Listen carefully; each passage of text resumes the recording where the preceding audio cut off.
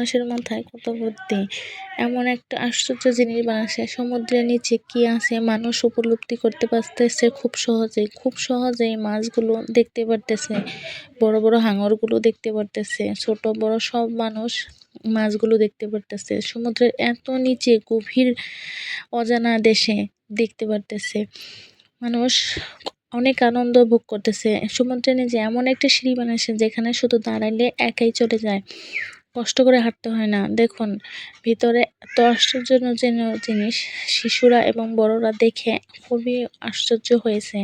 মাছগুলো এত কাছে থেকে দেখতে পারছে যে মাছের সাথে শিশুরা খুব পরিচিতি কেমন করে মাছ চলে, কিভাবে করে সব মাছগুলো দেখতে পারতেছে। সমুদ্রের রৌদ্রের যখন তাপ পড়ে সব খুব সহজেই মাছগুলো দেখতে পারতেছে। রৌদ্রের তাপগুলো খুব খুব সহজেই উপভোগ করতেছে। আশ্চর্য জিনিস হলো মানুষ খুব সহজে এখানে বসে খাবারও খাচ্ছে, যা দেখে মানুষ অনেক উপভোগ করতেছে।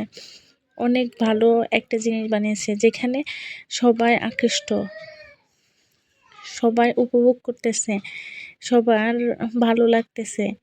দেখুন কত সুন্দর একটা জিনিস বানিয়েছে, যেখানে পরিপাটি বিছানা আছে, যেখানে চলাফেরার জায়গা আছে, যেখানে খুব কাছ থেকে শিশু মাছ ধরতেছে, মনে হচ্ছে মাথার উপর দিয়ে মাছ চলতেছে ফিরতেছে, হাঙরগুলো দৌড়াদৌড়ি করতেছে। দেখুন কত সুন্দর একটা জিনিস।